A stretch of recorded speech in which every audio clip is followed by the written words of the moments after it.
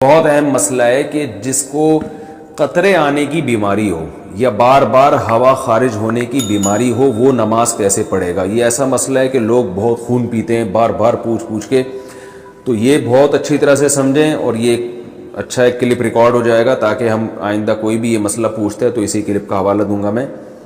مسئلہ خوب اچھی طرح سمجھیں. اس بارے میں ہمارے پاس حمنہ بنت جہش رضی اللہ تعالی عنہ اور زینب بنت جہش رضی اللہ تعالی عنہ کی احادیث موجود ہیں کہ ان کو لیکوریا کی بیماری تھی, بار بار ان کو بلیڈنگ ہوتی تھی.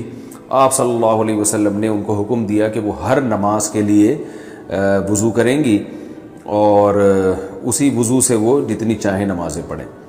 تو اس سے علماء نے استدلال کی ہے کہ کسی کا وضو ٹھہرتا ہی اگر نہیں ہے کہ وہ یعنی جب بھی نماز پڑھتا ہے تو نماز کے دوران وضو ٹوٹ جاتا ہے یا نماز سے پہلے ہی ٹوٹ جاتا ہے, تو وہ یعنی ہوا خارج ہوتی ہو یا پیشاب کا قطرہ نکلتا ہو تو بار بار وضو ٹوٹ رہا ہے, تو ایسا شخص پھر معذوروں کی فہرست میں داخل ہے.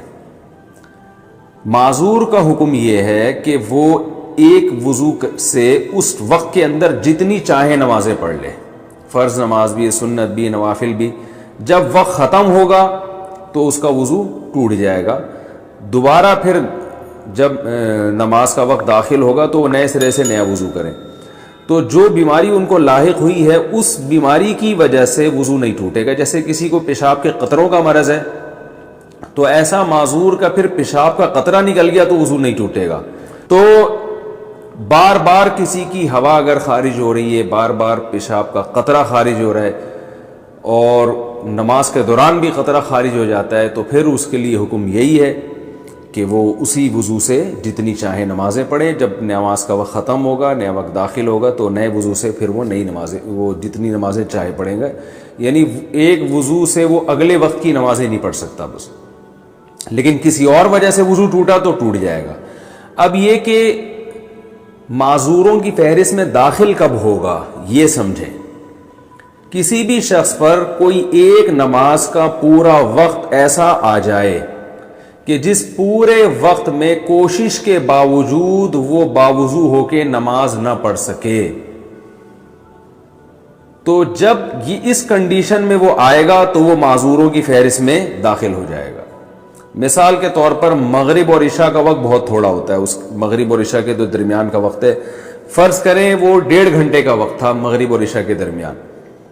اب اس شخص نے وضو کیا اطمینان سے, وضو کے بعد اس نے کھڑے ہو کر نیت باندھی مغرب کی نماز کی, لیکن اس سلام پھیرنے سے پہلے اسے پیشاب کا قطرہ خارج ہو گیا, تو یہ دوبارہ جائے گا وضو کرے گا, ٹھیک ہے نا. پھر دوبارہ جب نماز کی نیت باندھتا ہے تو اسے پتہ ہے کہ میں سلام پھیرنے سے پہلے پھر قطرہ خارج ہو جائے گا, یا پتہ تو نہیں ہے لیکن عملاً ایسا ہو گیا, تو پورا ٹائم اس کو ٹائم نہیں مل رہا کہ وضو کر کے نماز پڑھ سکے. تو جب بھی ایک دفعہ ایسا ہوگا تو ایک دفعہ ایسے ہونے کے بعد شریعت اس پہ معذور ہونے کا حکم لگا دے گی. یہ معذور کا مطلب بھائی یہ وضو کر کے نماز پڑھ ہی نہیں سکتا.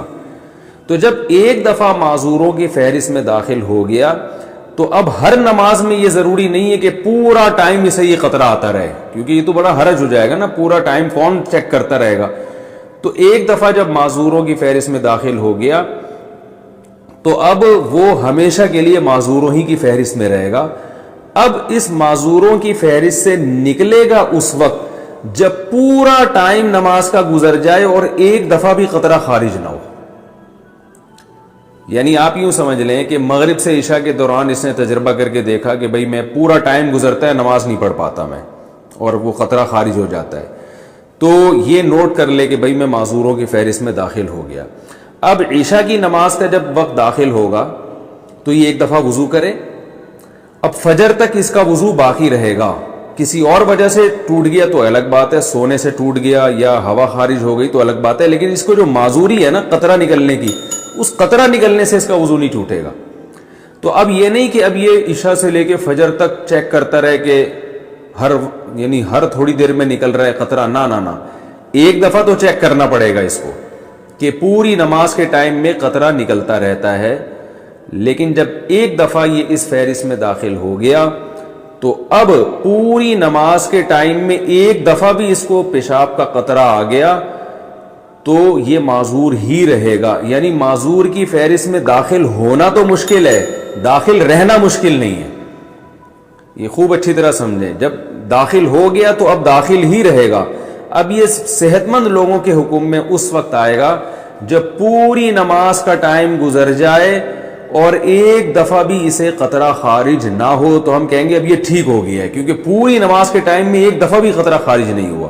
تو جب ٹھیک ہو جائے گا پھر یہ عام لوگوں کے حکم میں آ جائے گا کہ جیسے عام لوگ پراپر طریقے سے وضو کرتے ہیں اور قطرہ خارج ہونے سے ان کا وضو ٹوٹتا ہے, تو اس کا بھی وضو ٹوٹ جائے گا.